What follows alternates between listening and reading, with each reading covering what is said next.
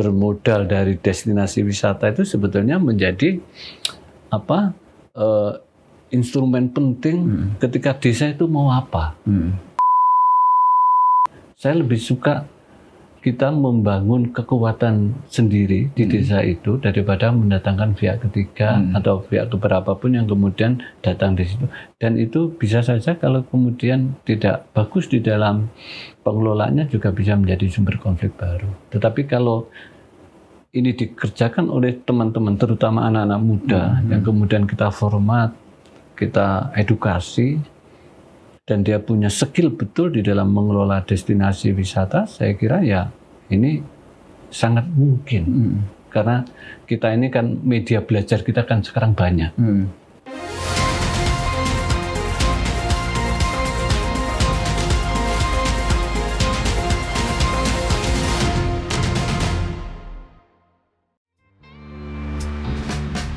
Dari bumi Kediri yang tenang, lahirlah seorang putra terbaik bangsa, M. H. Raufik, pada tanggal 16 September 1961.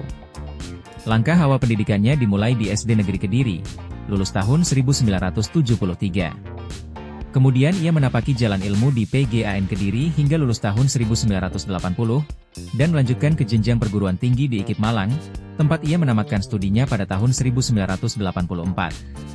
Sejak muda, M. H. Raufik telah menunjukkan dedikasi tinggi pada dunia organisasi sosial kemasyarakatan. Ia pernah dipercaya sebagai Ketua PMI Cabang Malang pada tahun 1983, lalu menjabat sebagai Sekretaris DPD KNPI Jawa Timur pada tahun 1995. Kiprahnya kian menonjol saat memimpin PWIP Ansor Jawa Timur selama 2 periode, dari tahun 2000 hingga 2008. Hingga kini, ia masih aktif sebagai Ketua Lembaga Bina Pemuda Jawa Timur. Di dunia politik, ia pun tak kalah berkontribusi. Tahun 1999 hingga 2008, M. H. Raufik menjabat sebagai anggota fraksi Kebangkitan Bangsa DPRD Jawa Timur selama 2 periode. Pada tahun 2001, ia dipercaya sebagai Ketua Lembaga Pemenangan Pemilu DPW PKB Jatim. Perjalanan politiknya terus berlanjut, menjabat sebagai Wakil Ketua DPW PKNU Jawa Timur dari 2009 hingga 2013, lalu melangkah ke Partai Gerindra sebagai Wakil Ketua DPD Jatim sejak 2015 hingga kini. Sebagai legislator, ia kembali duduk di kursi DPRD Jawa Timur bersama fraksi Partai Gerindra untuk periode 2019-2024, dan kembali terpilih untuk periode 2024-2029. Dengan pengalaman panjang, dedikasi tinggi, dan semangat yang tak pernah padam, Raufik terus mengabdi untuk Jawa Timur dan Indonesia, demi masa depan yang lebih baik.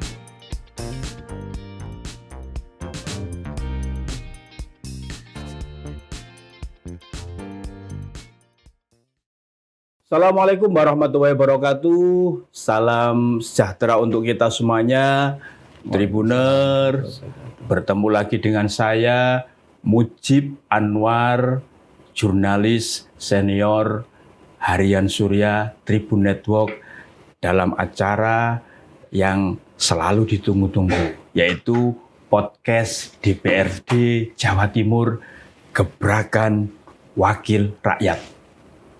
Tribuners dan para pemirsa dimanapun Anda berada, di era pariwisata modern seperti sekarang ini, destinasi atau tempat wisata yang dibutuhkan tidak cukup hanya dengan indah dan menarik saja. Destinasi wisata harus juga bisa menjaga kelestarian lingkungan sekitar dan budaya masyarakat lokal.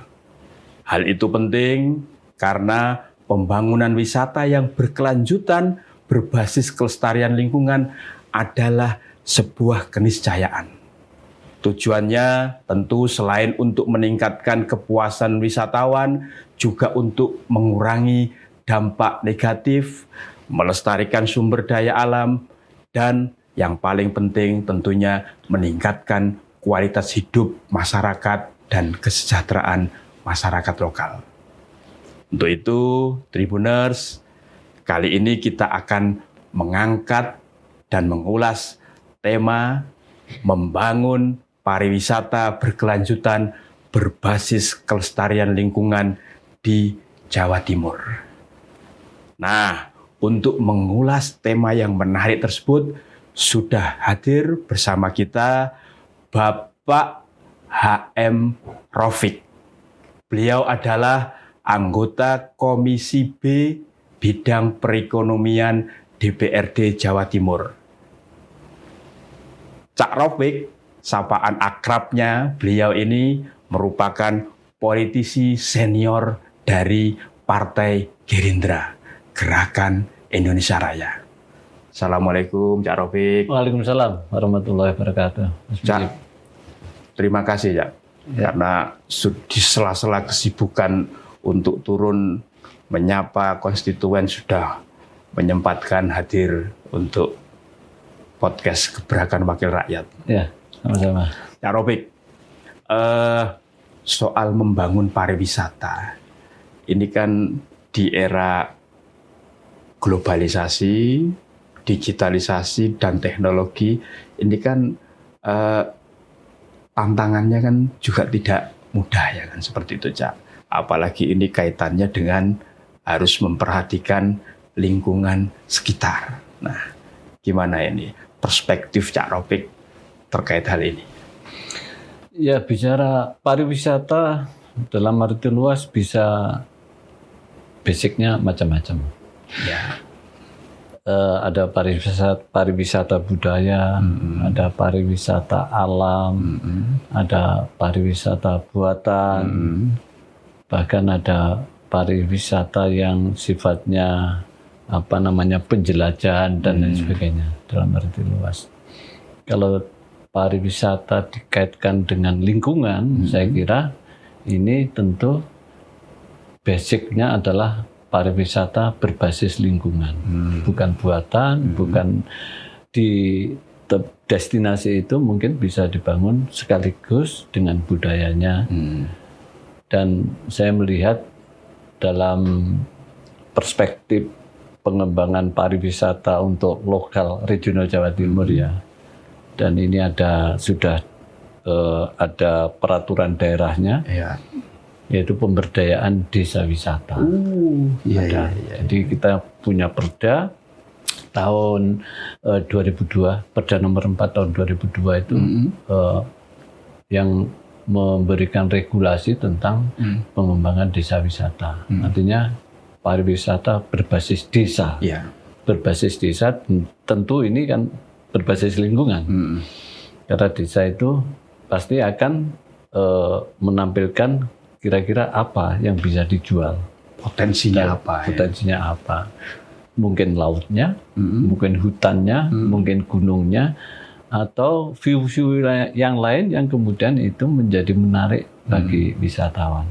Jadi kalau terkait dengan lingkungan, saya kira ya ini adalah penguatan desa wisata. Ya. Keberadaan perda yang Cak Rofik sampaikan itu kan saat ini kan menjadikan banyak desa di Jawa Timur ini kan saling berlomba-lomba untuk menjual objek wisatanya yang punya potensi alam yang itu bisa dijual sebagai objek wisata. Kan sekarang mulai saling bersaing ini antara desa wisata satu dengan desa wisata yang lain. Mungkin evaluasi dari Cak Rofik tentang keberadaan banyaknya desa wisata di Jawa Timur. Catatan saya secara pribadi ya. Jadi teman-teman pemangku desa ya, kepala desa sampai aparat di bawahnya atau di dalamnya itu kurang bisa cermat di dalam membangun destinasi wisata. Ketika kita memang marah, semua desa kemudian bikin desa wisata, tetapi kurang difikirkan dan kurang diantisipasi bagaimana menjaga keberlanjutannya desa wisata itu. Sehingga ada di salah satu desa yang dengan gegap gempitanya karena memang destinasi wisatanya menarik, kemudian bisa menjadikan desa itu populer dan menjadi terkenal, tetapi bersamaan dengan itu karena kurang dipikirkan beberapa pikiran-pikiran antisipatif, akhirnya ya rusak dengan bersamaan dengan ada konflik, ada macam-macam. Ini desa di salah satu desa di dapilnya Cak Di dapil Rafiq ya, saya. yang di wilayah Di dapil saya. Gresik dan Iya. Lamongan ya Cak Rafiq. Ada. Jadi saya tidak menyebut desanya lah karena nanti menjadi tidak kurang bagus. Tetapi itu pelajaran bagi kita. Jadi kesimpulannya membangun pariwisata berbasis desa itu kecermatan awal yang harus menjadi catatan siapa yang menggerakkan desa wisata itu tentu berangkat dari desa dan kemudian kelompok-kelompok Pok Darwis kan di desa itu kan bikin Pok Darwis kelompok sadar wisata. Itu harus cermat. Artinya ketika menemukan potensi dan potensi itu kemudian bisa dijual dalam tanda petik dalam konteks destinasi wisata, tentu perspektifnya harus jauh ke depan. Satu adalah keberlangsungannya. Destinasi wisata ini akan berumur berapa lama? Ini harus dihitung. Kemudian topik yang disampaikan oleh Mas Mujib tadi yang terkait dengan lingkungan. Tentu kalau kita bicara lingkungan harus kita pelihara, harus kita rawat, harus kita jaga. Jangan kemudian ini lingkungan menjadi rusak. Jadi beriringan dengan pembangunan destinasi wisata berbasis desa, sekaligus kita juga memikirkan bagaimana ekosistem wisata itu harus dipikirkan secara komprehensif. Jangan parsial. Kalau parsial ya itu tadi istilahnya begitu terkenal tidak bisa berumur panjang, kemudian tumbang.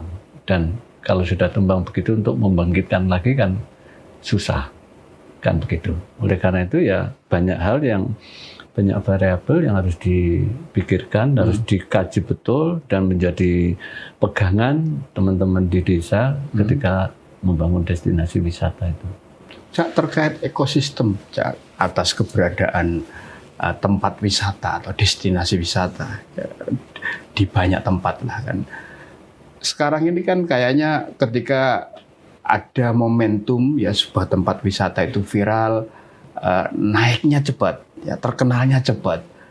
Para wisatawan juga banyak berbondong, tapi selang mungkin beberapa tahun ketika ada review ya, ini sekarang kan ini ya, review ya dari wisatawan, entah review terutama yang misalkan tone-nya negatif, itu turunnya juga cepat. Gimana kalau menurut Cak Rafiq? Jadi memang membangun dunia pariwisata ini nggak gampang. Jadi saya katakan tadi banyak variabelnya. Jadi satu secara fisik, destinasi wisata itu titiknya di mana, kemudian ini view yang menjadi andalannya apa? Yang instagramable ya sekarang kan lagi. Itulah ya. Apakah ini alam itu apakah hutan, gunung, atau bekas galian C atau apa itu kan kemudian bisa disulap. Di samping itu juga mentalitas warga masyarakat di desa itu harus betul-betul dibangun juga. Jadi begini, dunia pariwisata itu kan dunia paling sensitif. Ada destinasi wisata yang kemudian menarik banyak orang, tetapi ketika ada sesuatu yang mengganggu bagi wisatawan, itu kemudian mereka berpikir ulang kalau datang ke situ lagi. Mungkin dari aspek kenyamanannya, kemudian mungkin dari aspek masyarakatnya kurang welcome, kurang respect, kurang apa. Nah ini sebetulnya bagian dari ekowisata yang harus dikuatkan, dan bersamaan dengan itu ini harus diciptakan. Bagaimana masyarakat desa di mana di situ ada destinasi wisata itu juga diberi pemahaman bahwa ini destinasi wisata ini satu di samping menghibur orang, menjadikan refresh orang, ini juga bisa menjadi pusat perekonomian baru. Di situ kulinernya bisa dibangun. Kemudian hasil-hasil kreativitas masyarakat desa bisa dijual di situ. Kemudian mungkin kalau punya kandungan lokal budaya di situ bisa ditampilkan secara reguler di situ dan lain sebagainya. Sehingga masyarakat desa ketika dia punya destinasi wisata itu, ini sudah menjadi satu kesatuan yang utuh Ya. di dalam persepsi bagaimana sama-sama menjaga, merawat. Merawat itu tidak hanya secara fisik saja, Ya. secara non fisik bagaimana orang menjadi nyaman, orang menjadi ramah ketika datang di destinasi wisata itu. Ini kan harus diciptakan, Ya. nggak bisa parsial kan, ini harus komprehensif. Oleh karena itu ini adalah salah satu kalau kita ingin menjaga destinasi wisata berbasis desa yang kuat, itu juga ini menjadi variabel yang penting dari pemahaman dan attitude masyarakat di mana desa itu ada destinasi wisatanya. Cak Rafiq, kalau soal destinasi wisata yang betul-betul mugemi, ya, memperhatikan lingkungan ini kan Bali bisa jadi contoh ya. Nah kalau di Jawa Timur ya, Cak Rafiq punya pandangan nggak yang paling tidak itu ekosistemnya yang seperti tadi disampaikan Cak Rafiq itu sudah betul-betul memenuhi syarat rukun lah, destinasi wisata yang juga peduli dan memperhatikan lingkungan serta menjaganya. Tidak bisa dikatakan secara pasti ya bahwa ini sudah firm, sudah sempurna. Karena ini membangun pariwisata kan mesti jangka panjang. Kemudian yang dibangun itu tidak fisiknya, tapi juga masyarakatnya.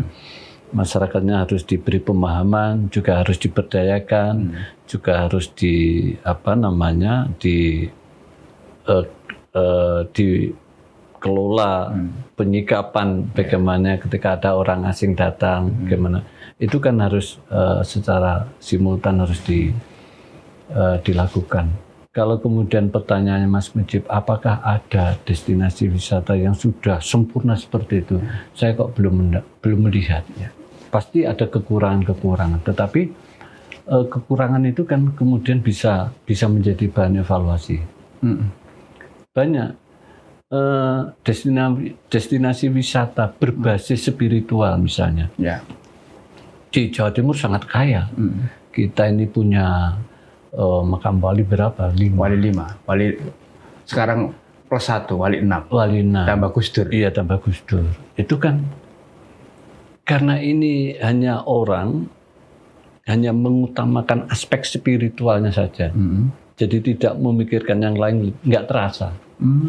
Nggak terasa. Akhirnya orang ke makam itu ya sudah, dia berziarah, kemudian berdoa di situ dan menguatkan mungkin dia punya niat apa, nadar apa di situ disampaikan. Tetapi dia tidak melihat aspek-aspek yang lain.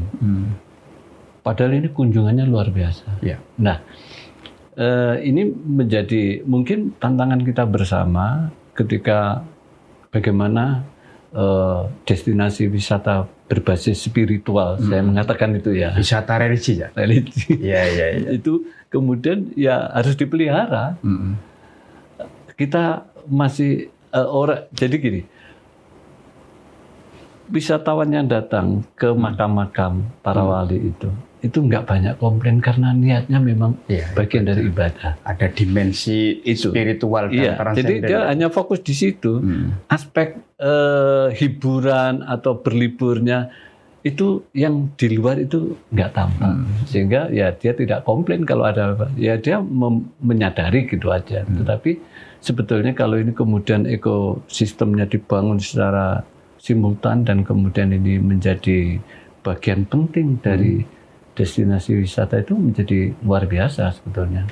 Tetapi dengan apa adanya begitu aja sudah jalan. Ini kan yang artinya kalau di dapilnya Cak Rafiq ya Gresik, Lamongan itu kan wisata religinya kan cukup banyak.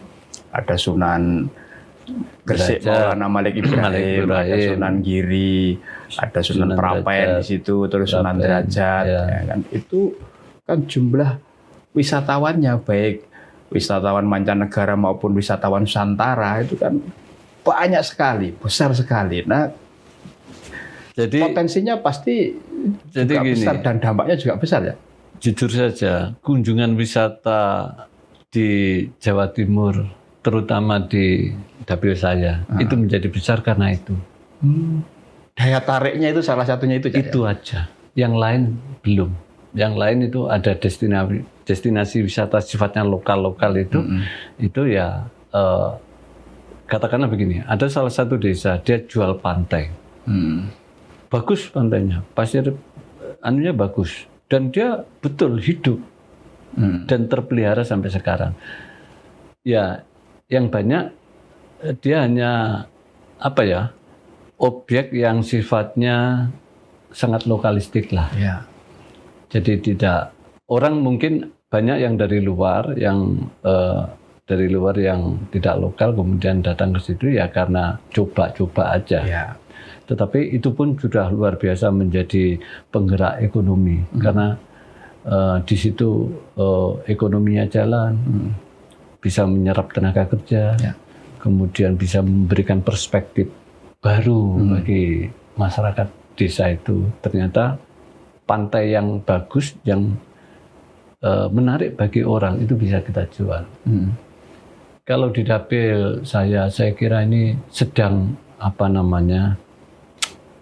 membangun lah. Saya juga mendorong untuk desa-desa yang punya objek, yang punya view bagus, punya potensi itu coba dihidupkan dalam konteks itu. Banyak sebetulnya, potensinya banyak. Lamongan Gresik itu banyak. Tetapi itu tadi, karena ini juga butuh pembiayaan, butuh kerja secara sungguh-sungguh untuk menciptakan ekowisatanya, dan ini tidak gampang. Tapi yang tidak gampang itu tidak boleh ditinggal, ini harus dikerjakan. Ada salah satu desa yang sedang saya dorong, saya inisiasi, karena itu hanya punya air saja. Oh, air. Air, dia punya sumber air. Di mana, Cak? Gresik atau Lamongan? Di Lamongan. Di Lamongan, ya. Ada salah satu desa itu punya sumber yang dalam perspektif saya, ini kalau kemudian air dikelola dengan benar, kemudian menjadi pemicu utama untuk menarik wisatawan, itu bisa, karena itu tempatnya di agak ketinggian, di dekat hutan begitu. Ini kalau dihidupkan, saya kira menjadi destinasi wisata yang bisa dijual, tetapi ya berproses. Karena air itu kan juga bisa menjadi magnet, terutama bagi anak. Ya. Anak kalau lihat air pasti dia ingin nyemplung. Nah, gitu. Jangankan anak, orang tua kalau lihat air, apalagi air, jadi kan begitu. Jadi salah satu daya tarik destinasi wisata itu air. Dan dari air itu saya kira bisa dikembangkan macam-macam dengan ditambah pernik-pernik yang lain yang kemudian itu bisa permainan-permainan gitu, ya. Itu baguslah. Saya sedang mencoba melakukan pendampingan saat ini untuk ini agar bisa menjadi kekuatan ekonomi baru di desa itu. Saya sedang mencoba. Cak, apa ini hasil evaluasi Cak Rofik selaku anggota Komisi B DPRD Jatim terkait keberadaan destinasi wisata baik yang dikelola oleh desa, kecamatan maupun yang kabupaten ya, BUMD kan. Kayak Lamongan itu kan ada WBL yang sudah merupakan salah satu destinasi wisata nasional lah seperti itu. Agar ada multiplier effect ya, yang tadi ujungnya bisa mengangkat perekonomian masyarakat. Ya, jadi gini, destinasi wisata kalau WBL itu kan sudah levelnya kan, dan itu diampu langsung oleh pemerintah daerah kabupaten. Yang berat itu memang berbasis desa yang ini harus dihidupkan dengan kekuatannya. Makanya nanti koperasi Desa Merah Putih atau koperasi yang nanti itu salah satunya bisa untuk membangun. Kalau potensinya bagus, kemudian dihitung secara rigid bahwa antara pembiayaan dan kemudian estimasi pendapatannya bisa tidak terlalu lama untuk bisa cash flow-nya bisa bagus, saya kira itu salah satu potensi juga.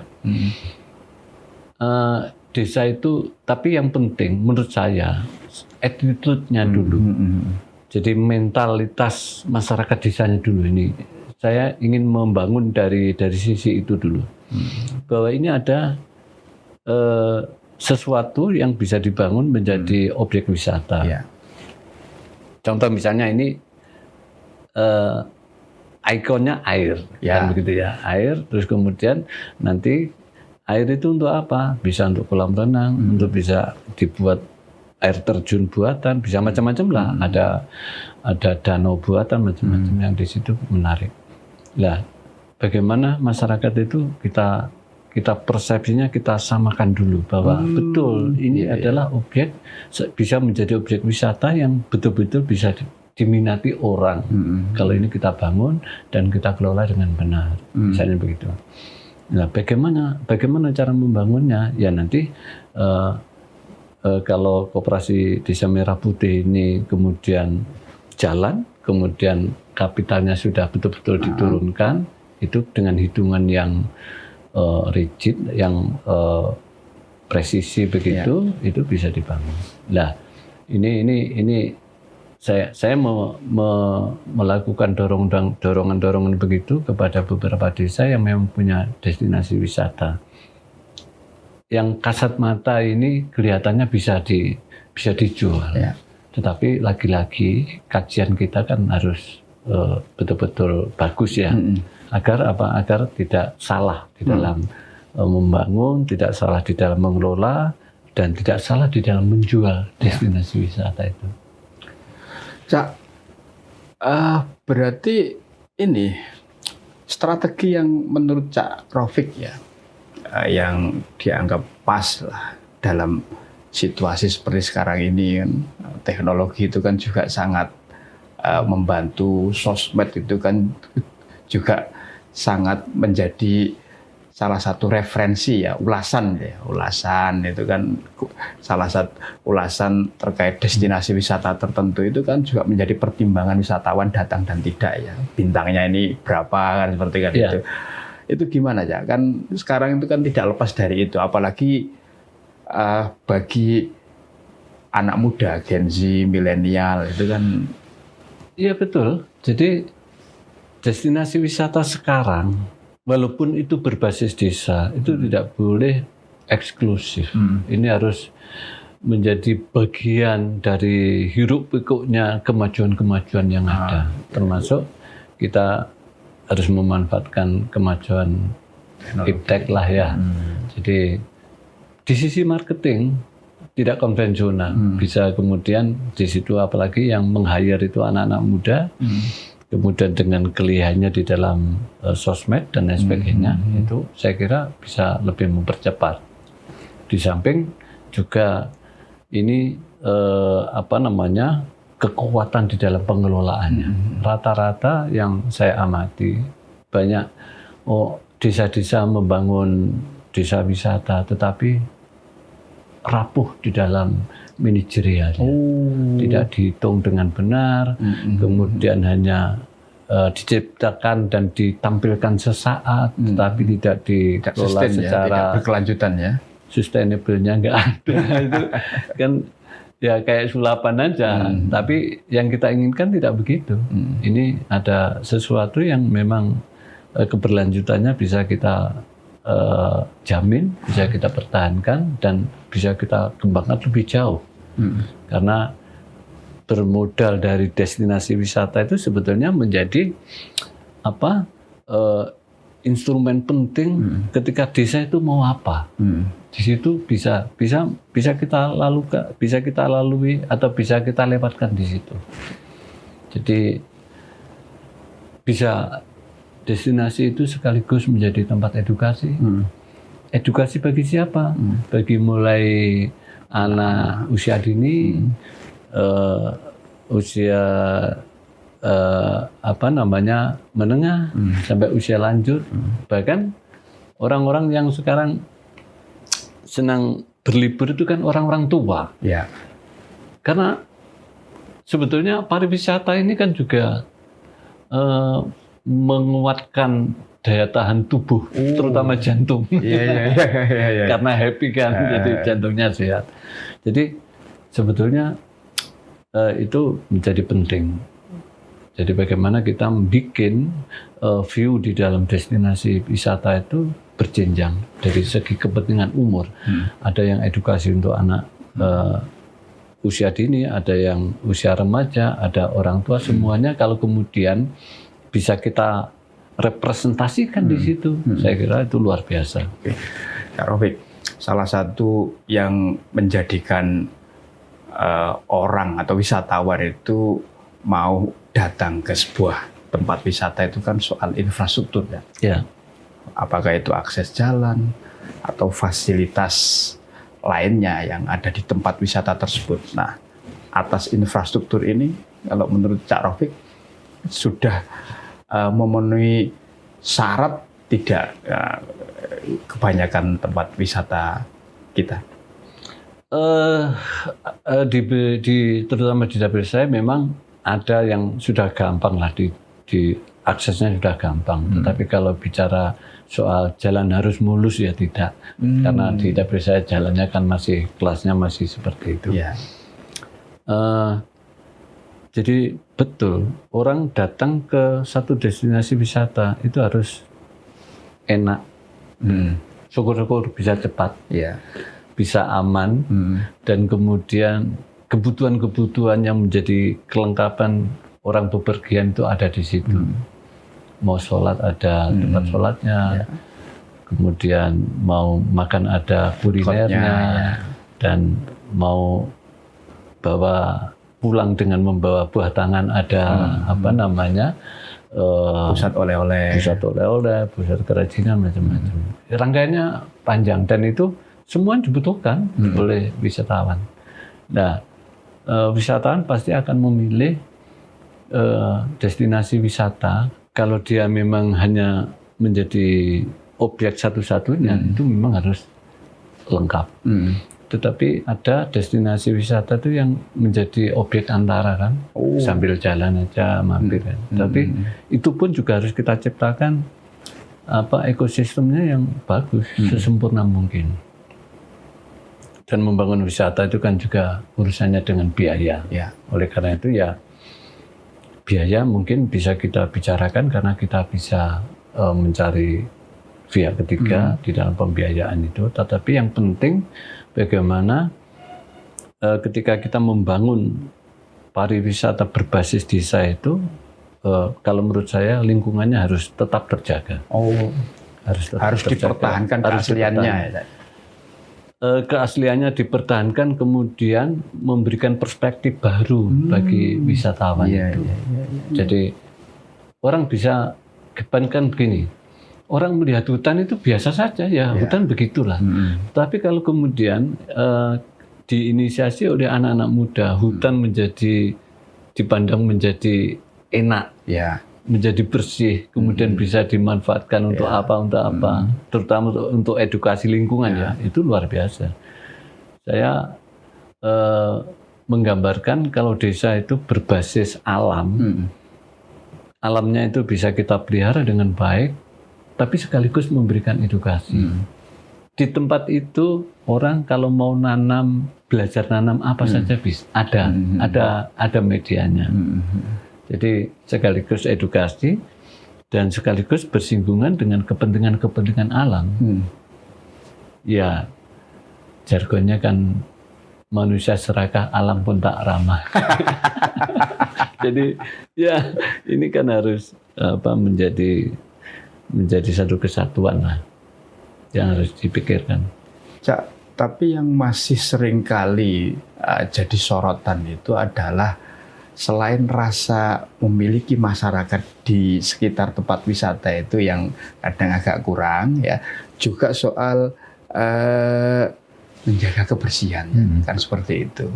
Kan itu akhirnya kan menjaga dan merawatnya ini kan seringkali jadi sorotan ya kan seperti itu. Bagaimana ya? Makanya gini, ini bersinggungan dengan provinsi lain yang sekarang menjadi sorotan ya. Dan sampah menjadi problematika kan di tetangga provinsi kita. Ya itu bisa menjadikan orang kemudian berpikir ulang kalau datang ke situ, karena sampah itu kan tidak hanya tidak sedap dipandang, tetapi juga mendatangkan penyakit, bisa macam-macam lah. Oleh karena itu ya sedini mungkin kalau kita membangun destinasi wisata itu juga harus dipikirkan. Jadi harus dipikirkan, disiapkan tempat-tempat sampah yang secukupnya, yang sebanyak mungkin, yang kemudian sambil kita edukasi. Sampah ini kalau kita kumpulkan, ini bisa menjadi apa? Bisa kita pilah, bisa menjadi pupuk organik, bisa macam-macam. Artinya di situ ada edukasi yang berkelanjutan. Tidak hanya sampah dianggap sebagai barang sisa yang kemudian dibuang, tetapi ini kan sekaligus bisa kita edukasi yang terkait dengan alam aja, yang ya mungkin untuk pupuk organik, untuk macam-macam lah yang bisa kita pakai dan bisa kita manfaatkan. Lantas terkait pengelolaan, Cak Raufik, kan apakah kayak tadi Cak Raufik sampaikan yang wisata yang dikelola oleh desa, yang desa wisata tadi itu pengelolaannya agar ini betul-betul berdampak ya terhadap peningkatan kesejahteraan masyarakat. Artinya tempat wisata itu banyak dikunjungi oleh wisatawan. Ini pengelolaannya dikelola oleh full masyarakat sendiri atau diserahkan kepada profesional atau seperti apa, MIK atau? Kalau saya gini, karena kita ingin membangun kekuatan desa sebagai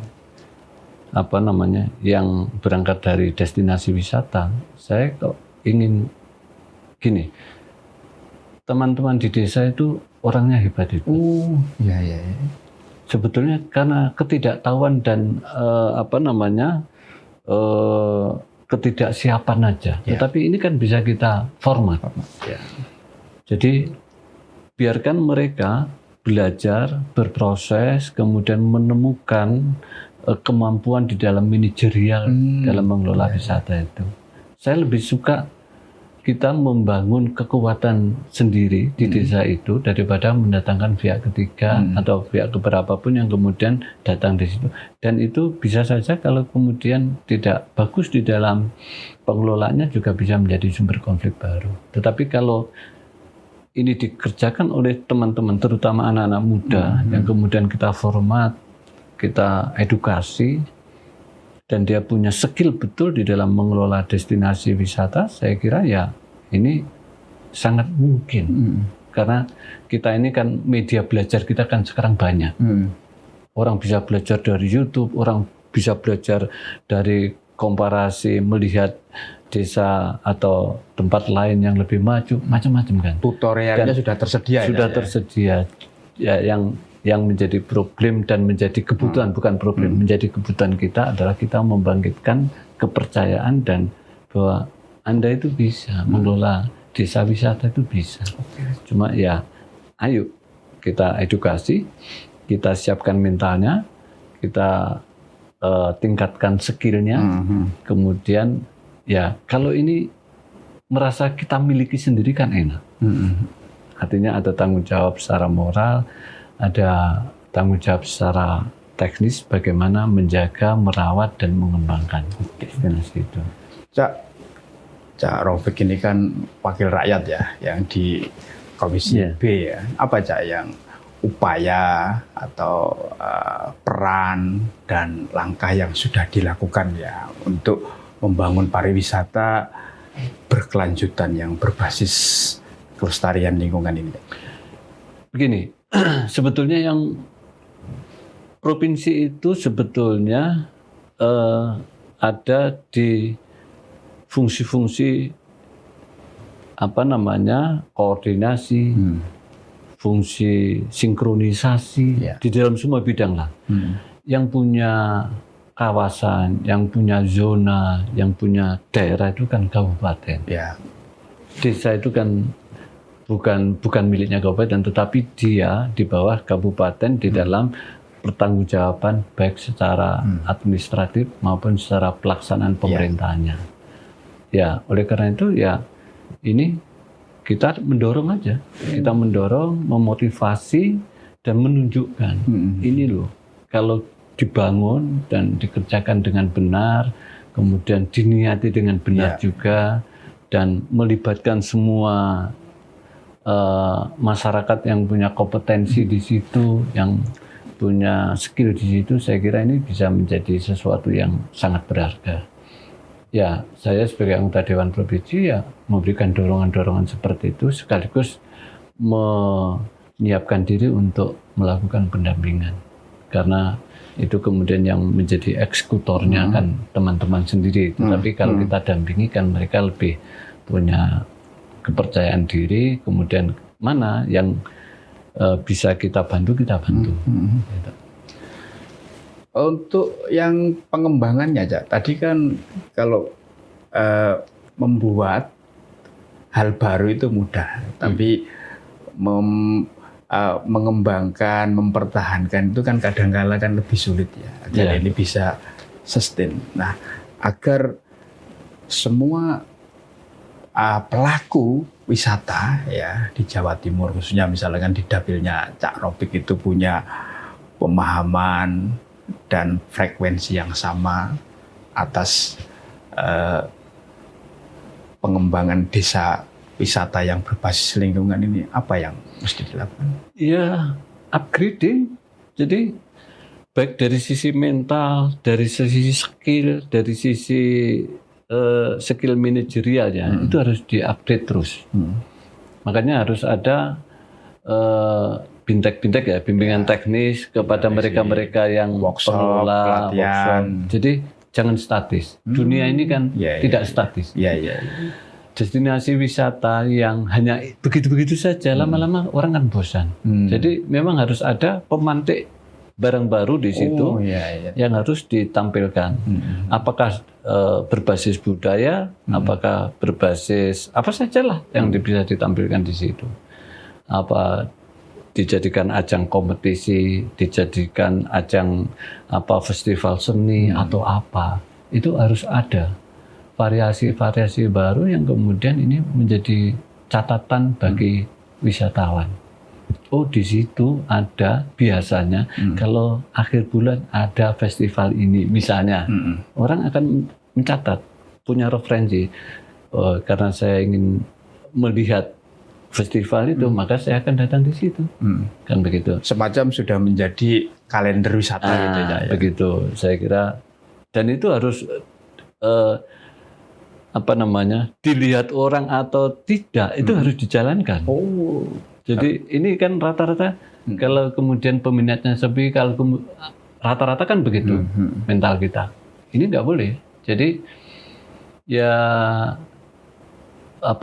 karena jamnya, waktunya harus pasti, apapun harus dilaksanakan. Dan itu lama-lama kalau ini tidak rutin, tidak konsisten ya, itu orang juga menjadi, loh kok menjadi tidak ada sekarang, kan begitu. Makanya kalender di dalam destinasi wisata itu kalau sudah firm dan itu menjadi bagian dari yang dianggap dijadikan daya tarik, itu harus dikerjakan apapun situasinya. Tapi lama-lama orang itu akan memberikan catatan. Di destinasi wisata itu setiap akhir bulan ada begini, di setiap bulan apa ada begini, kemudian di tanggal-tanggal berapa ada begini. Jadi dia ada catatan-catatan yang dibawa pulang oleh para wisatawan yang berminat di destinasi wisata itu. Itu menjadi penting itu, karena ini kaitannya dengan keberlangsungan dan keberlanjutan untuk menjaga minat wisatawan di destinasi wisata itu. Cak, terakhir ini apa pesan dan harapan dari Cak Rofik ini untuk terbangunnya destinasi wisata di Jawa Timur yang bisa sustain dan ramah terhadap lingkungan tetap lestari? Ya, saya lagi-lagi pesan moral aja. Pesan moral aja. Jadi ya saya mengajak ke teman-teman, terutama desa-desa yang merasa punya sesuatu yang bisa dijual untuk objek wisata, ya harus dikaji dan kemudian tampilkanlah. Kalau di situ butuh sesuatu yang menjadi pelengkap dan menjadi persyaratan lahirnya destinasi wisata itu ya apa? Ayo kita pikir bareng-bareng. Saya terutama di dapil saya terus terang ya pasang badan kalau untuk soal-soal yang terkait dengan kegiatan atau program yang menjadi mitra kerja saya di Komisi B. Ini pasang badannya termasuk mengawal soal anggaran untuk wisata nggak Pak? Pendampingan itu kan begini, pendampingan itu sebetulnya tugas utamanya merangkai. Kalau kemudian ini ada sesuatu yang menarik dan butuh pembiayaan, kan bisa kita rangkai dengan kita punya Bank Jatim, punya apa, dan ada lembaga pembiayaan dana bergulir macam-macam itu kan ada. Jadi pendampingan itu yang fungsi-fungsi pendampingan itu ya yang bisa saya lakukan. Saya siap di dapil saya terutama untuk lagi-lagi ini sebagai pertanggungjawaban moral politik saya untuk ikut mensejahterakan rakyat ya dengan cara itulah antara lain ya. Saya kira itu. Dan ini teman-teman terutama di kepala desa yang di dapil saya silakan. Saya terbuka sekali.